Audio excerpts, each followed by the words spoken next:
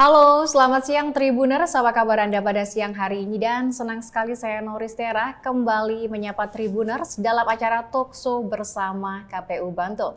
Tribuners, pada siang hari yang cerah ini kita akan membahas tema mengenai tahapan dan harapan KPU menyongsong Pilkada 2024. Lalu bagaimana persiapan menyambut Pilkada 2024? Kita akan membahasnya lebih jauh bersama dengan dua narasumber kita. Yang pertama, Ketua KPU Bantul, Bapak Joko Santoso. Kemudian yang kedua, Ketua Divisi Teknis Penyelenggaraan KPU Bantul, Bapak Mestri Widodo. Selamat siang Pak Joko, Pak Mestri. Selamat siang, Pak. Selamat siang, Pak Nuril. Alhamdulillah baik. Alhamdulillah. Okay. Baik, Tribuners semuanya sahabat baik. Oke, ini sebelum kita berbicara lebih jauh terkait dengan tahapan dan juga harapan KPU menyongsong Pilkada 2024, saya mau bertanya terlebih dahulu terkait dengan persiapan KPU Bantul sejauh ini tuh seperti apa ini Pak persiapannya? Silakan dari Pak Joko terlebih dahulu. Ya, terima kasih. Selamat siang ini sahabat Tribuners ya. KPU Bantul sejak KPU RI meluncing Pilkada, itu sudah kemudian diturunkan peraturan KPU nomor 2 tahun 2024 yang mengatur terkait dengan tahapan. KPU sudah mempersiapkan banyak hal ya. Yang pertama, kita juga sudah mempersiapkan dari segi penganggaran. Jadi sesuai dengan ketentuan undang-undang bahwa untuk anggaran Pilkada ini memang dianggarkan sepenuhnya dari anggaran pendapatan belanja daerah atau APBD dalam bentuk hibah. Nah, sampai dengan bulan Mei, ini di tanggal 7 Mei, hibah yang diterima KPU itu sudah 100%. Jadi total anggaran kami nanti yang akan kita gunakan untuk seluruh tahapan Pilkada ini sejumlah 38,6 miliar. Jadi itu akan digunakan untuk tahapan Pilkada dan semuanya sudah berada di rekening khasnya bendahara KPU. Lalu yang kedua, pasca itu tentu KPU sudah mendesain beberapa kegiatan ya. Yang pertama, KPU juga sudah sedang berlangsung untuk menyiapkan badan ad hoc. Karena ini penting, badan ad hoc kami ini di tingkat PPK dan di tingkat Kapanewon itu namanya PPK, di tingkat Kalurahan itu namanya PPS. Nah, untuk PPK ini sudah melalui tahapan untuk pelaksanaan tes CAT. Dan nanti di tanggal 12 sampai dengan 13 Mei kami akan melakukan wawancara untuk merekrut di masing-masing PPK Kapanewon itu sejumlah 5 orang. Jadi kita punya 17 Kapanewon, maka yang akan kita butuhkan itu nanti 85 orang. Dan itu akan kita lantik nanti di tanggal 16 Mei. Running juga, pasca itu kami hari ini sedang merekrut juga tenaga PPS. Jadi kita punya 75 kelurahan, artinya yang kita butuhkan ada 225 PPS nanti yang akan bertugas selama 8 bulan. Nah, ini kita sampaikan juga sama sahabat Tribuners ya. Untuk honor ini kan biasanya bertanya-tanya ini. Untuk honor PPK ini nanti untuk ketua itu 2.500.000, untuk anggota itu 2.300.000. Sementara untuk PPS itu ketua 1.500.000 dan untuk anggota itu 1.300.000. Nah, nanti akan ada namanya ad hoc untuk yang bertugas pemutakhiran data pemilih.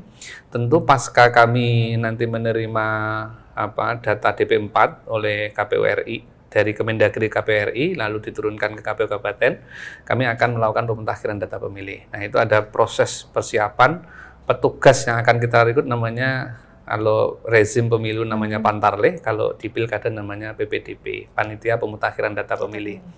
Nah, itu jumlahnya adalah sesuai dengan estimasi TPS yang akan kita prediksikan itu sejumlah 2.148 TPS. Iya, jadi kita akan merekrut sejumlah itu untuk melakukan proses pemutakhiran data pemilih door to door itu yang mendatangi rumah-rumah, sehingga nanti kita berharap masyarakat ada semacam antusiasme ketika didatangi oleh petugas pemutakhiran data pemilih untuk melakukan cek-recek data. Kalau orang Bantul sudah jelas dia terdaftar, tapi kalau memang di data KTP-nya ada perbedaan data, elemen data yang berbeda, itu bisa melakukan perubahan. Agar apa? Ini kan kadang-kadang kesadaran masyarakat untuk menjadi pemilih ini kan baru sadar ketika dia mau menggunakan hak pilih. Proses itu kadang-kadang dilupakan masyarakat. Nah, itu beberapa yang sudah kita siapkan. Di samping juga kita sedang menyiapkan ini persiapan untuk peluncuran hari tanggal pelaksanaan pilkada, juga peluncuran maskot dan jingle pilkada. Jadi kita sedang mengadakan sayembara. Jadi kita sampaikan sama sahabat Tribuners, KPU Bantul ini dalam menentukan maskot dan jingle ini menggunakan sayembara. Ini kita sedang melakukan sayembara.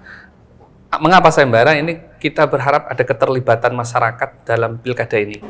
Jadi hari ini yang mendaftar itu ternyata antusiasnya banyak untuk jingle dan maskot ya. Itu yang antusiasnya banyak sekali. Ada 16 maskot dan 6 jingle yang sudah masuk ke kami dan akan kita nilai. Nanti dalam waktu dekat tanggal 14 Mei itu akan kita umumkan siapa pemenangnya. Nah, tentu kita akan maskot dan jingle ini harus menggambarkan citra Bantul. Citra Bantul yang berbudaya, Bantul yang kita ini kan dari segi kreativitasnya Bantul ini. Nah, yang mengangkat nilai-nilai Bantul sampai internasional itu apa? Nah, ini maskotnya akan kita pakai nanti seperti itu. Sederhana tapi mendunia gitu. Artinya ini Pak? Masih sayembara atau? Ya, kita sudah tahap penilaian dan nanti tanggal 14 Mei akan kita umumkan dan rencananya di bulan Juni kami akan meluncurkan maskot itu.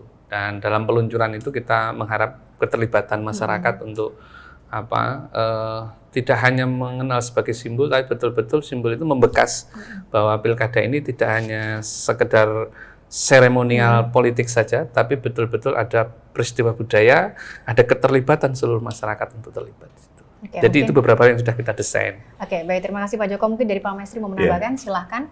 Jadi sudah disampaikan oleh Pak Ketua ya, bahwa kami sudah menandatangani nota penandatanganan hibah daerah 38,5 miliar itu akan mencakup kegiatan-kegiatan yang menuju 27 November 2024 kan, begitu hari H pemungutan suara. Gitu.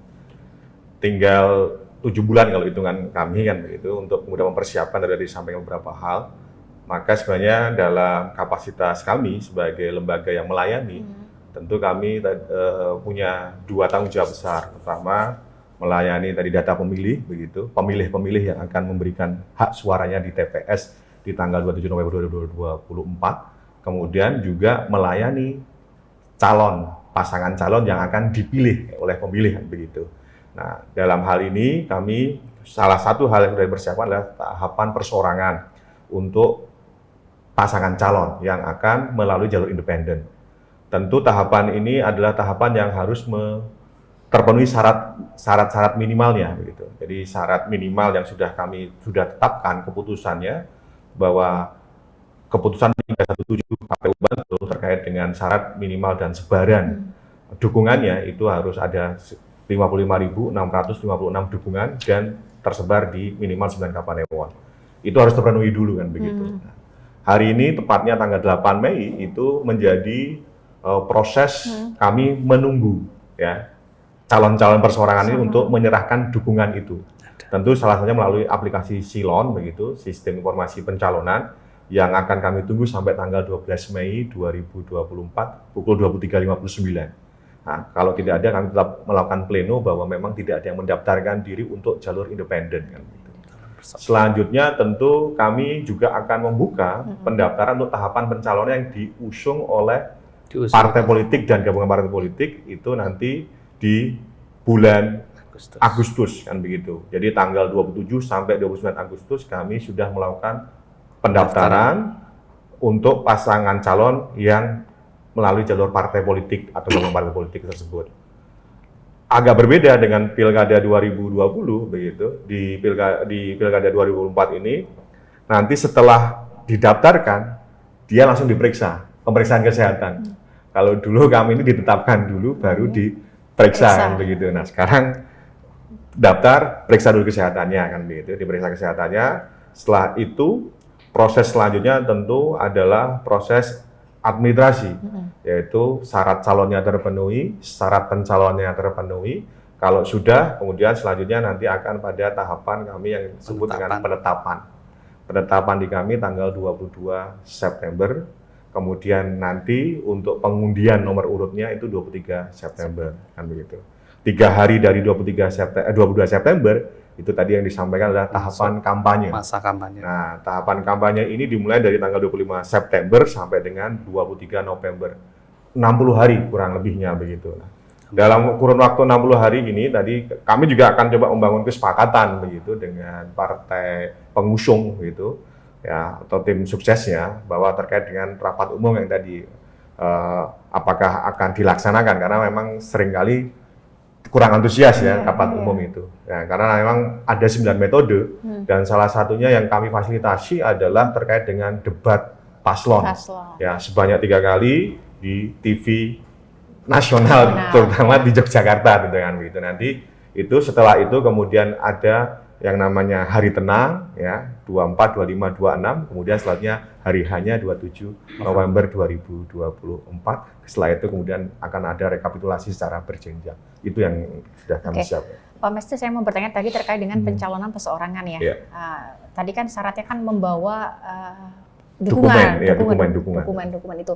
Selain itu Pak, syaratnya yang harus dipenuhi oleh calon perseorangan ini untuk bisa mendaftar itu seperti apa tuh Pak? Ya, ini kalau bahasa lebih tepatnya adalah syarat pencalonan. Jadi kalau syarat pencalonan itu adalah melekat pada yang namanya proses untuk kelembagaannya begitu ya, pasangannya ini. Kalau syarat calon itu individunya, kan begitu. Nah, dalam hal ini KPU itu hanya mengarahkan pada satu adalah soal dokumen dukungannya yang diinput di Silon tadi, gitu ya, sistem informasi pencalonan sebanyak 55.656 dukungan tersebut, ya tentu itu ber-KTPL yang kemudian ber-KTP Bantul begitu ya. Masuk DPT, termasuk DPT ya. Tentu harus punya hak pilih ya begitu ya. Punya hak pilih.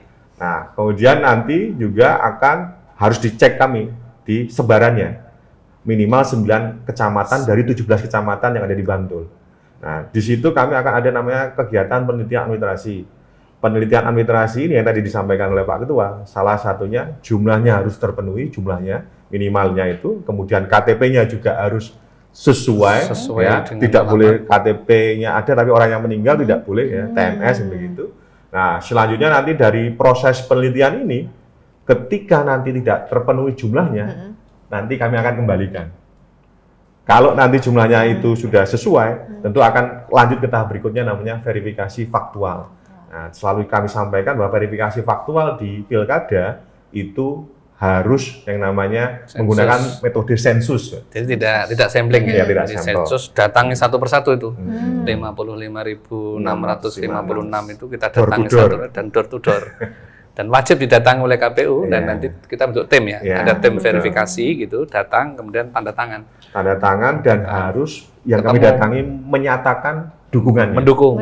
Tidak ada yang kemudian katanya saya tidak mendukung, itu jangan. Kita harus mendukung. Kalau sudah itu nanti kami hitung ya, sampling sensus tadi yang sudah tadi kami sampaikan. Kalau masih kurang, ternyata kurang memenuhi, ternyata ada yang tidak mendukung, dia harus melakukan namanya perbaikan. Menyusuli kalau di kami ini 2 kali. Kekurangannya 2 kali dikalikan 2. Jadi kalau contohnya 55.656 itu yang masuk katakan 50.500, saya kurang 5.100 gitu ya.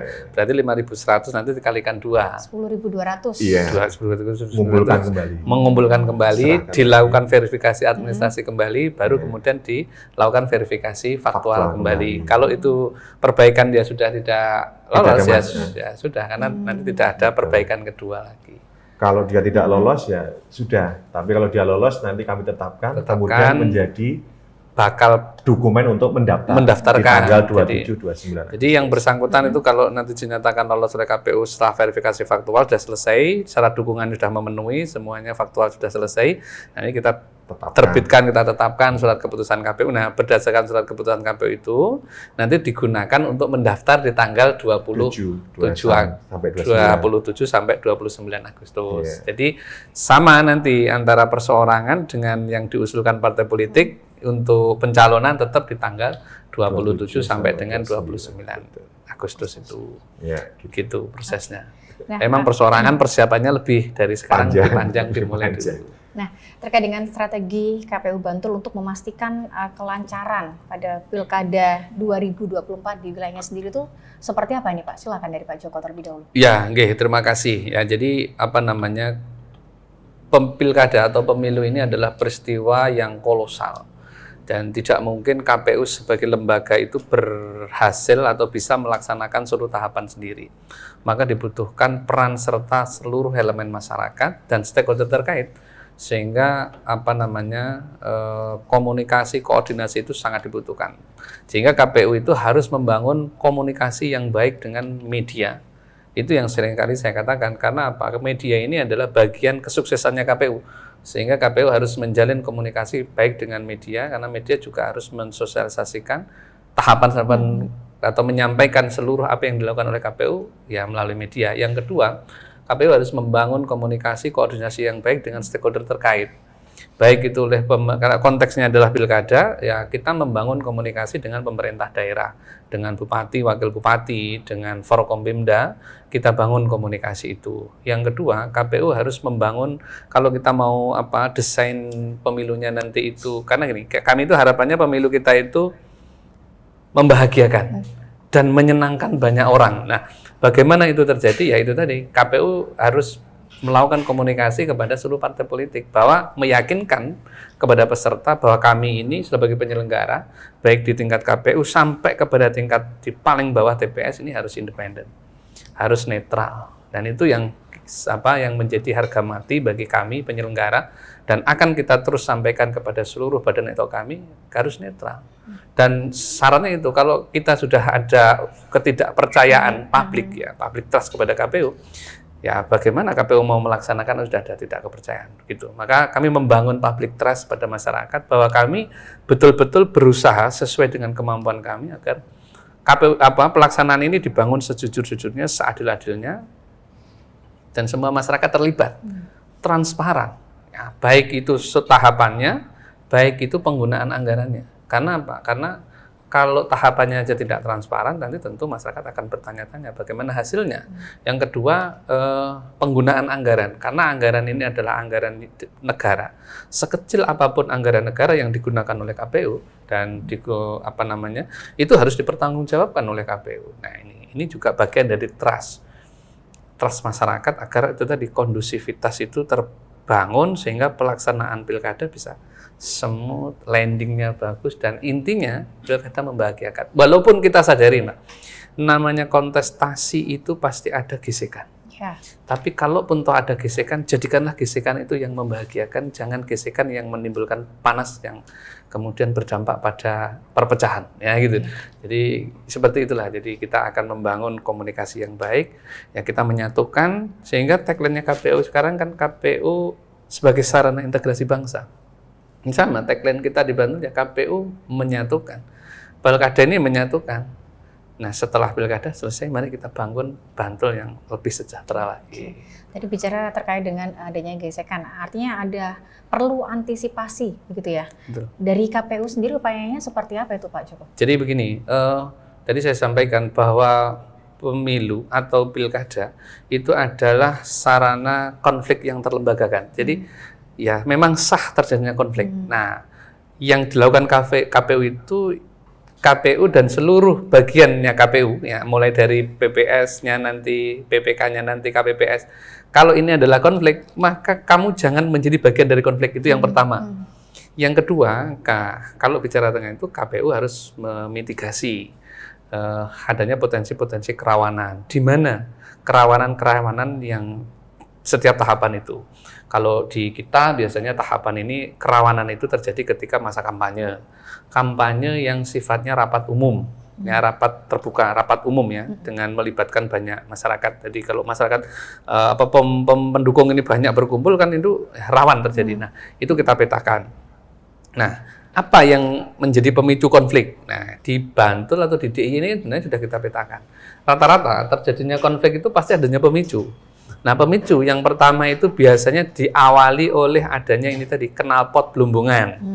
Nah, itu juga faktor penyebab. Sehingga kalau itu menjadi faktor penyebab, ya kita rekomendasikan sama pemegang kuasa di sini dalam hari ini adalah TNI, Polri, kemudian kita sampaikan, mari kita minimalisir adanya faktor pemicu.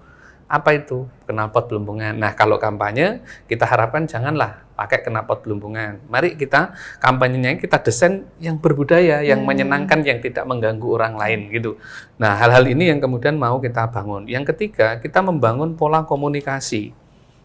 Ya, membangun pola komunikasi dengan peserta. Dalam hari ini adalah pasangan calon. Nah, maka kita itu biasanya dulu di tahun 2020 ini hal yang baik dan akan kita lanjutkan, dan 2024 sudah kita lanjutkan. Kita mendorong ada biasanya ada forum komunikasi, ada forum Komimda itu kita ada pertemuan rutin. Kita dorong ada pertemuan rutin, cafe morning gitu. Untuk apa? Agar hal-hal kecil yang terjadi itu bisa kita mitigasi sejak awal. Potensi-potensi kericuhan, potensi-potensi masalah itu bisa mitigasi sejak awal, sehingga bisa kita selesaikan sejak awal. Nah, bagaimana KPU tahu? Ya KPU harus mendapatkan masukan dari teman-teman keamanan, baik itu TNI, Polri, maupun dari teman-teman intelijen, BIN, yang kemudian BINDA ya memberikan informasi ke kami. Di sana ada potensi kerawanan seperti ini. Nah, juga kita melibatkan teman Bawaslu ya. Bawaslu, karena Bawaslu yang mengawasi dalam time itu, kita juga berkoordinasi dengan Bawaslu. Bawaslu kan punya indeks kerawanan gitu ya. Nah, indeks kerawanan yang dinarasikan atau dibangun oleh Bawaslu itu kemudian kita pelajari. Bagaimana indeks kerawanannya di Bantul, dan itu tadi potensi-potensi kerawanannya itu ada di mana? Di mana itu, Pak? Nah, itu tadi saya sebutkan potensi kerawanan kita itu berada pertama kali di masa kampanye.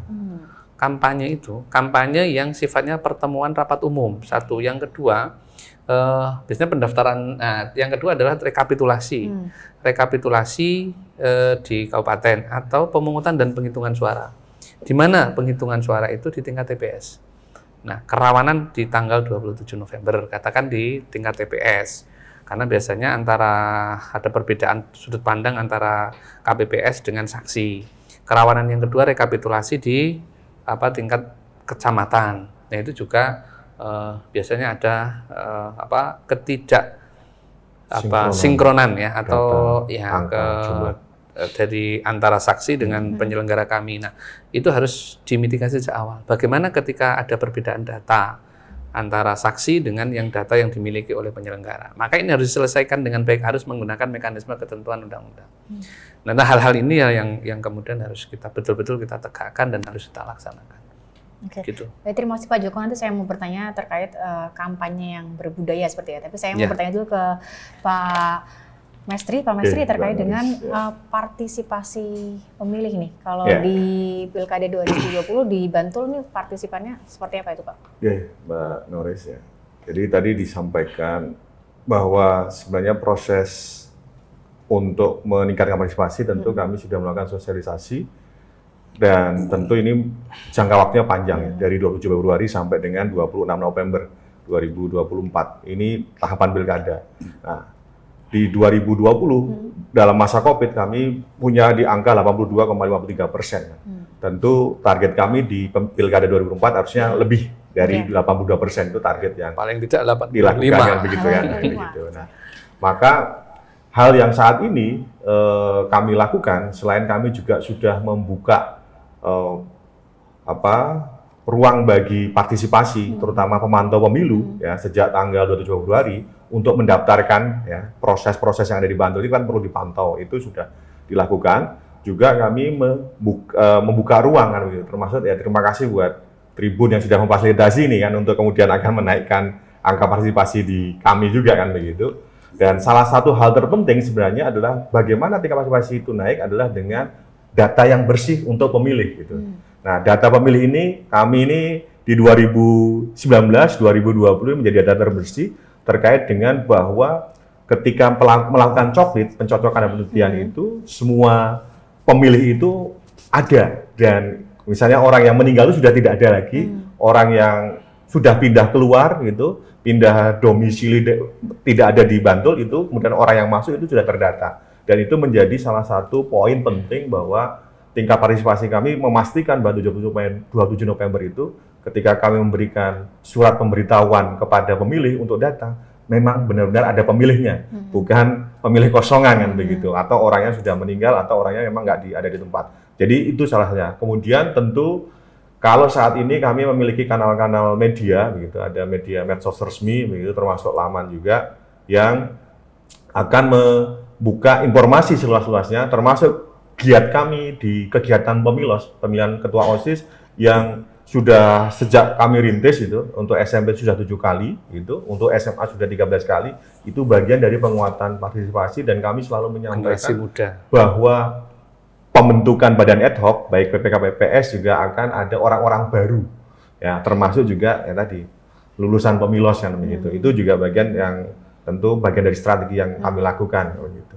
Itu poin pentingnya. Nah, yang terakhir tentu bagian yang kami kuatkan adalah badan ad hoc. Kami tadi sudah disampaikan oleh Pak Ketua, kami punya badan ad hoc itu untuk di tingkat kecamatan itu ada 85, itu masih 85 plus sekretariat. Kemudian di tingkat PPS itu ada 225 orang kan begitu. Total ya kurang lebih 310 orang itu adalah bagian kami untuk kemudian menggiatkan sosialisasi ini sampai ke pelosok 17 kecamatan, 75 desa, 933 dusun kan begitu. Itu yang kami lakukan begitu. Oke, baik, terima kasih Pak Mestri. Saya mau tanya ke Pak Joko terkait dengan evaluasi pemilu ataupun pilkada yang lalu. Ini seperti apa ini Pak kalau di Bantul? Baik, terima kasih ya. Jadi sebaik apapun tahapan yang kita lakukan, pasti ada istilah tidak ada gading yang tidak retak gitu ya. Pasti ada celah-celah ya. Tadi saya sampaikan ada tahapan-tahapan yang memang perlu harus ditambal. Yang celah-celah itu yang pertama adalah tadi kita memang masih ada PR terkait dengan partisipasi untuk disabilitas. Ya, ini yang menjadi PR kita. Mengapa tingkat partisipasi teman-teman disabilitas ini juga masih di angka yang di bawah 50%. Kita masih akan meneliti lebih jauh ini faktornya ada di mana, padahal kita dalam kegiatan-kegiatan tahapan itu melibatkan teman-teman dari kelompok-kelompok disabilitas ya.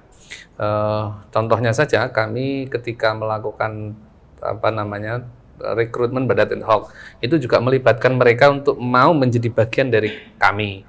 Yang kedua, ketika ada tahapan sortir lipat surat suara, kami juga melibatkan teman-teman dari kelompok disabilitas. Pelibatan itu kan harapannya adalah meningkatkan partisipasi. Tapi ini masih ada celah, kita masih ada PR terkait dengan partisipasi disabilitas. Ada di mana celahnya? Apakah dari kami dalam memberikan pelayanan hari H tanggal 20, hari H-nya kalau konteksnya adalah pemilu berarti 14 Februari, kami ada aksesibilitas yang tidak bisa ditempuh jangkau oleh teman-teman disabilitas, sehingga yang bersangkutan tidak menggunakan hak pilihnya.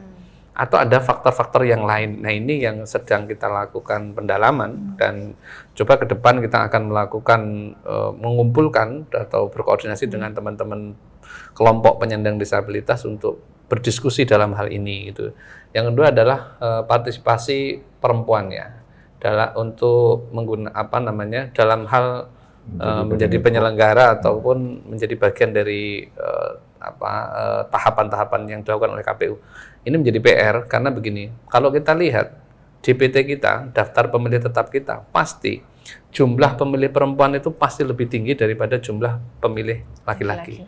Tapi mengapa kemudian tingkat partisipasi kemauan untuk terlibat dalam hal ini sangat rendah? Contohnya ketika kita merekrut ada badan ad hoc gitu ya, kita memerlukan 30% keterwakilan perempuan dalam proses rekrutmennya. Jadi kita masih kesulitan pemenuhan ini. Nah, ini juga menjadi PR. Padahal kami juga dalam kegiatan-kegiatan sosialisasi ini melibatkan teman-teman kelompok perempuan. Ini juga masih PR.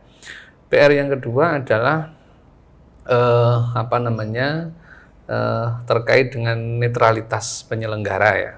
Jadi walaupun kita sudah bisa mengevaluasi dari pemilu tahun 2019, ada penyelenggara yang dinyatakan tidak netral karena terlibat dalam hal ini dukung-mendukung kampanye gitu.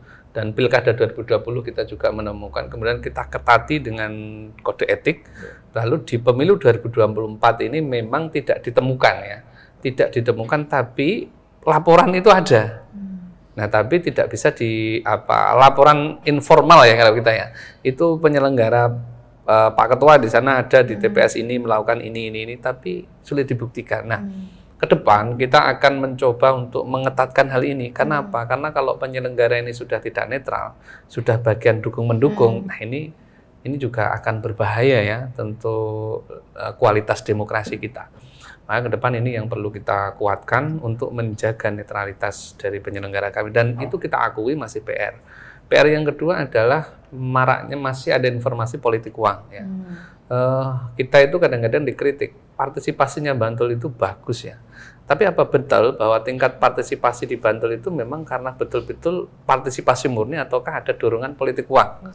Nah ini yang juga menjadi tantangan kita. Karena semakin tinggi atau semakin banyak politik uang, maka ya tingkat demokrasi kita juga masih dipertanyakan lagi gitu loh. Karena namanya pemilih berdaulat itu ya tidak bisa dipengaruhi oleh siapapun, tidak bisa dipengaruhi oleh uang, tidak bisa dipengaruhi karena faktor ketampanannya atau karena keturunannya atau apa yang dia lihat memang dari kualitasnya. Ya itulah beberapa hal yang perlu untuk kita desain ulang. Gitu. Kalau terkait dengan teknis sendiri apa Pak evaluasinya Pak? Silakan. Ya. Secara prinsip kalau di teknis sebenarnya adalah memang kaitan dengan penyelenggaraan ya. Kami ini kan memang satu adalah tahapan pencalonan. Dalam hal layanan tentu kami harus mengoptimalkan, kemudian kerjasama dengan pihak-pihak terkait karena misalnya tadi pemeriksaan kesehatan, kemudian dengan BNN nanti kami juga harus kemudian melakukan koordinasi.